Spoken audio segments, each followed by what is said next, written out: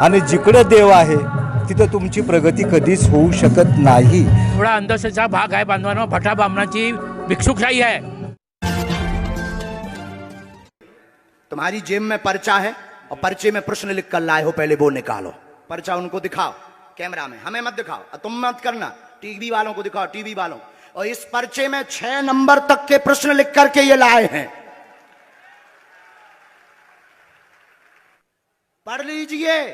और ये सनातन के ऊपर उंगली उठाने वालों के मुंह पर तमाचा है। और जो कहते थे भगवान नहीं होते, दिव्य शक्तियां नहीं, ले टकला देख ले। आज के बाद कोई भी हम सफाई या आज के बाद कोई भी प्रदर्शन नहीं करेंगे अपनी शक्तियों का। आज हमें गुरुजी ने छूट दे रखी है।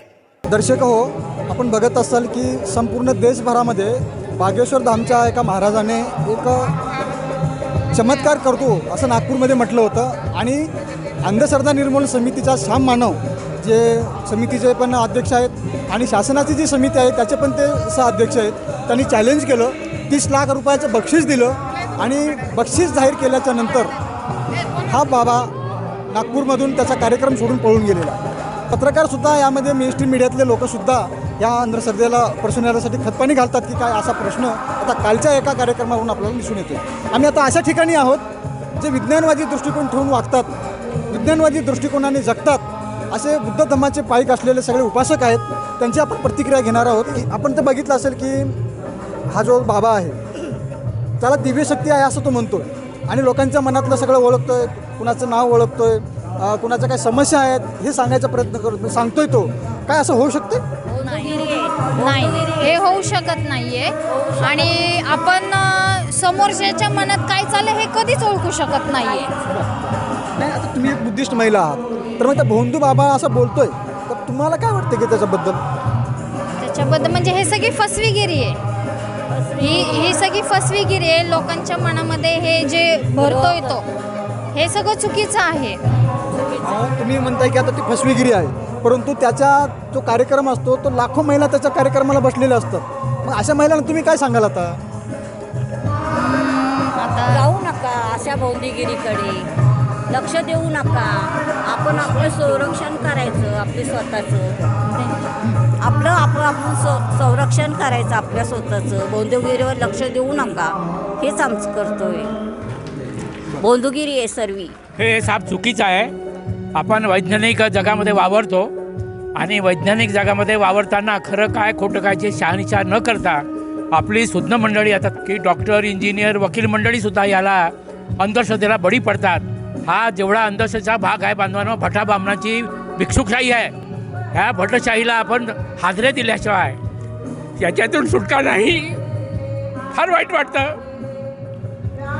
बुद्धाचा धम्म आपल्याला सायंटिफिक सांगतो, वैज्ञानिक याच्यावर आधारित आहे, तरी मीडिया इतकी नालायकपणे वागते की आमच्या बहुजन समाजातील महिलांना अंधश्रद्धेच्या देवादैताच्या मागे कशी पडेल याचा ते बुद्धिपुरुष प्रयत्न करतात। सध्या देशामध्ये एक कल्ली कारभार चालू आहे बांधवांनो, याचा जेवढा निषेध करू तेवढा कमी आहे। कारण भटूकशाहीकडे देशाचं वातावरण चाललं आहे, राज्यघटनेला बदलण्याचा विचार करता येते। ही फार मोठी शरमेची गोष्ट आहे। पत्रकारसुद्धा त्या ठिकाणी गेल्याच्या नंतर बागेश्वर बाबा की जय मनुष्यनी असं घोषणा देतोय आणि पत्रकाराच्या आजोबाचं नाव त्या बाबांनी सांगितलेलं आहे। बघितलं असेल तुम्ही, बरोबर आहे ना? काही खरं असेल? आता जे वातावरण चाललेलं आहे ना ते संपूर्ण अंधश्रद्धेचं वातावरण चाललेलं आहे। आपले पंतप्रधान जरी म्हटले तरी ते अंधश्रद्धेचाच एका प्रकारे प्रचार करत असतात। आपल्या भारतामध्ये देवादेवांची कमी नाही, पण तेवढीच बुद्धिमान हे अबुद्ध म्हणजे बुद्धी बाजूला ठेवून वागत आहेत। इंजिनियर असो, डॉक्टर असो, यांच्यावर जे संस्कार झालेले आहेत तेच मुळात अंधश्रद्धेचे आहेत। तेच मुळात 33 कोटी देवांना मानणार आहेत आणि जिकडे देव आहे तिथं तुमची प्रगती कधीच होऊ शकत नाही असं नेपाळमध्ये जे पंतप्रधान आहे ते म्हणाले की आम्ही जे काय मागचं सांभाळत होतो, जे काय धर्म वगैरे सांभाळत होतो त्यामुळे आम्ही मागे होतो, पण आता आम्ही पुढे जातो। आणि बाबासाहेबांनी जो हा धम्म दिलेला आहे हा धम्म मानवतेचा आहे, कुठल्याही जातीपातीचा नाही।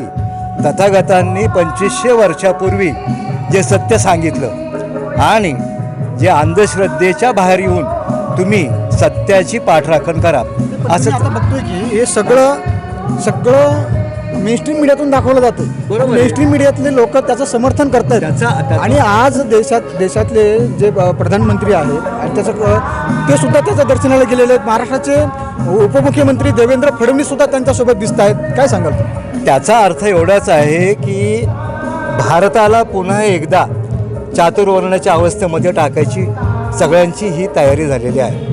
डॉक्टर बाबासाहेब आंबेडकरांनी त्यातून आपल्याला बाहेर काढलेलं आहे. संविधानाने आपल्याला सुज्ञ बनवलेलं आहे. जगामध्ये भारतातलं संविधान हे मानलं जातं. त्यामुळं संविधानावर चालणारा आपला देश जर झाला, जो बाबासाहेब म्हणाले होते की भारत बौद्धमय झाला तर हा जगातलं एक राष्ट्र होईल. मी आताच व्हिएतनाम जाऊन आलो मागच्या आठवड्यामध्ये. भारतापेक्षा तो कितीतरी पटीने पुढे आहे. छोटा देश आहे, फक्त तो बुद्धाला मानतो आणि बुद्धाचे विचार मानतो. तिथे अंधश्रद्धा चालत नाही. एक युवक आहात तुम्ही आणि नुसते युवक नाहीत तर राजकारणी युवक आहात. तर हे सगळ्या गोष्टी बघितल्यानंतर तुम्हाला काय वाटतं? अतिशय थोतांड पद्धतीचं हे भोंदूबाबाचं काम चालू आहे. लोकांना भूलथापा करून लोकांना आपल्याकडे वळवून घेण्याचं काम सध्याची मनोवृत्ती त्यांची आहे. तर या दृष्टिकोनातून फुलेशाह आंबेडकरी चळवळीमध्ये काम करणारा तमाम भारतामधला तरुण यांना माझं सांगणं आहे, असल्या कुठल्याही भोंदूबाबाकडे आपण न जाता या ठिकाणी बाबासाहेबाला आपल्याला जो काय बुद्ध धम्म दिलेला आहे या धम्माच्या मार्गावरती आपण मार्गक्रमण करावं. आत्ताची परिस्थिती आहे ना, फुलेशाह आंबेडकर चळवळीतले लोक असे कुठं भरकटतच नाहीत. परंतु ह्या बाबांच्या समोरचे लोक जे बघतोय आपण ते ओबीसीचे लोक आहेत, हे STचे लोक आहेत, बरोबर आहे की नाही? आणि ते सगळे शिक्षित लोक आहेत आणि ते त्याला बळी पडले. अशा लोकांना तुम्ही काय सांगा? त्यांच्यावरती संस्कारच तशा पद्धतीचे मनोवृत्ती प्रकृतीचे होत आहेत. म्हणून तिथल्या देखील लोकांना मी सांगू इच्छितो की आपण विज्ञानावरती आधारित जो काय माणसाने मार्गक्रमण केला पाहिजे तशा मार्गावरती आपण मार्गक्रमण करावं. तशा भोंदूबाबाला आपण बळी पडू नये. आजपर्यंत जेवढे बाबा होऊन गेले, ज्यांनी अंधश्रद्धेवर आधारित काही जे सगळं केलं त्याचं आउटपुट काहीच समाजाला मिळालं नाही. आता आजच्या घडीला बहुजन समाज हा सुधारत आहे. बहुजन समाज म्हणजे सर्व जातीतले सगळे सुधारत आहेत. यांना पुन्हा मागं खेचायचं का हे आत्ताचं सरकार, सगळं सरकार म्हणतो मी, महाराष्ट्रासहित आपल्या सर्वसामान्य लोकांना त्यात ओढत आहेत. आणि त्यांची जी काही अंधश्रद्धेची जी काही चाल आहे ती आपल्या लादू पाहत आहेत. ते बहुजन समाजाने आता प्रगती होत असताना नेमकं त्यात अडथळा येतो आहे या भोंदूबाबांचा. आणि मोठे मोठे आपले सन्माननीय उपमुख्यमंत्री देवेंद्र फडणवीससुद्धा त्यांच्या शरण जातात. म्हणजे एक दुःखाची बाब आहे. एक विचारवंत आपला महाराष्ट्राचा प्रमुख माणूस, आपण ज्यांना सन्माननीय म्हणतो, ते सुद्धा शरण जातात. ही खेदाची बाब आहे. श्याम मानव यांनी अंधश्रद्धा निर्मूलनातून त्या बाबांना त्यांनी जबाब विचारलेला आहे. तर हे जे सगळं चाललेलं आहे हे भारतातील लोकशाही धोक्यात आणण्यासाठी आणि बाबासाहेबांची घटना पायदळी चढवण्यासाठी हे सगळं षडयंत्र आहे. आणि ह्या सरकारने पूर्णपणे व्यवस्था आपल्या ताब्यात घेतलेली आहे आणि पुन्हा एकदा हा देश मनुस्मृतीप्रमाणे चालवायचा आहे, हिंदू राष्ट्र घोषित करायचा आहे. आज भारतामध्ये नको त्या विषयावर खूप जास्त चर्चा होते, ज्याला काहीच तथ्य नाही आणि ही टोटली अंधश्रद्धेचा भाग आहे. श्याम मानव साहेबांनी जी भूमिका घेतली ती भूमिका काही चुकीची वाटत नाही. आणि आज जर आपल्याला आपल्या सर्व धर्म बांधवांना या माध्यमातून एकच आव्हान करतो की कोणीही अशा अंधश्रद्धेला बळी पडू नये. देशामध्ये तरुणाई बेरोजगार आहे, महागाईचा उच्चांक गाठलेला आहे, गरीब अधिकच गरीब होत आहे, GDP घसरलेला आहे. आणि अशा ह्याच्यातून सर्व लक्ष विचलित करण्यासाठी राजकीय पुरस्कृत अंधश्रद्धा निर्मूलन नाही, अंधश्रद्धा वाढवण्याचा कार्यक्रम हा चालू आहे.